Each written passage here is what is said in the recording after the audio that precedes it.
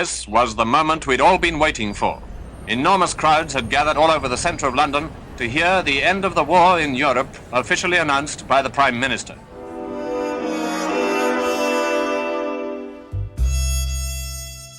I was about 5 years old when I came across a drum in the attic of the house where I grew up. The skin was torn, the paint was flaky, and the base of it had broken. And when I looked at it, I just thought it was a piece of old junk, and I nearly put it in the rubbish bin. And then my mum dusted it down and she told me a story that I have never forgotten. On May the 8th, 1945, she had played that drum at the front of a Women's Air Corps band as it marched through the streets of my hometown on VE Day.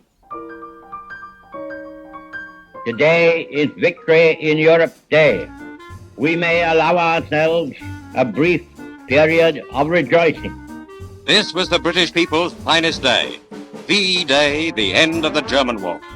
Throughout the country, at homes and at work, a nation exploded with spontaneous rejoicing, and all-embracing jubilation rings out in the victory peal from St. Paul.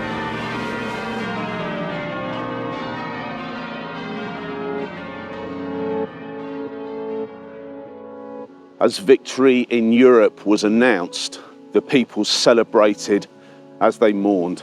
Peace had arrived, but it had been purchased at an immense cost. Earlier in 1940, British wartime Prime Minister Winston Churchill had made this statement in Parliament. Upon this battle depends the survival of Christian civilization. Church-going, Bible-believing and God-fearing people across the land agreed with him. This was an evil the like of which no one had seen before. That battle was to rage for almost 6 years across seas and skies, frozen fields and burning cities. So when the news of Germany's surrender finally broke, it spread like wildfire. A regime that had cast its long and deadly shadow over the lives of millions of people had finally been defeated.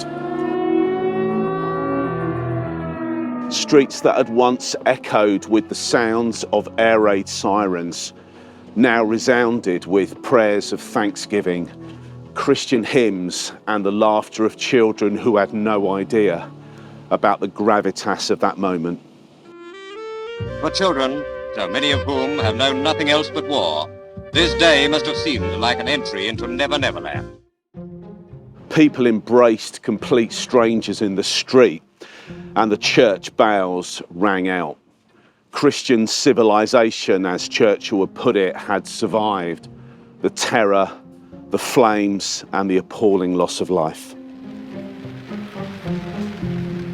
On Trafalgar Square in London, a vast crowd of 11,000 people had gathered so close to where the bombs had fallen, destroying communities and displacing so many people in England's capital city. And yet, as Europe celebrated, Britain, America, Canada, Australia, New Zealand, India, and other nations had battles to face in parts of Asia and the Pacific, VJ Day was still 99 days away. Tomorrow will also be Victory in Europe Day. But let us not forget for a moment the toils and efforts that lie ahead. In remembering that momentous day in 1945 when Europe celebrated peace, we're invited to consider something even more profound. While VE Day marked the conclusion of a particular conflict, another one rages on to this day. The war within the human heart that is the cause of all this global chaos seems as current and as overwhelming as ever.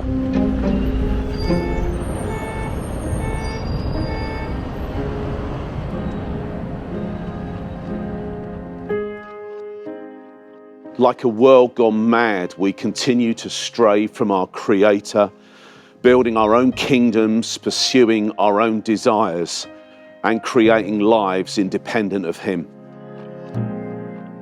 As Churchill's words pointed to the survival of a Christian way of life, the message of Jesus proclaims something deeper, that victory is always born out of sacrifice. The Christian message is that God stepped into the madness and the mess in the shape of his Son, Jesus, who lived his life in perfect obedience and then offered himself as a substitute for all of us. Then on the third day, Jesus rose from the grave, overpowering death. This is VE Day, victory over evil. Not just an historical event, but an invitation.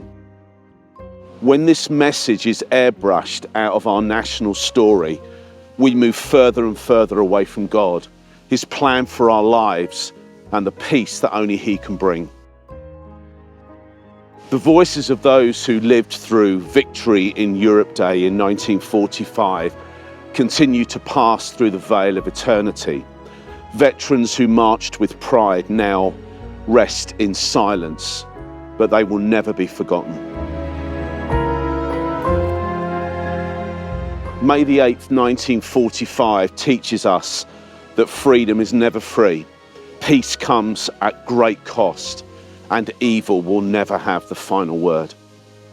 No matter how bad your past is, how overwhelming your present is, or how formidable your future seems, there is hope, there is forgiveness, and there is victory.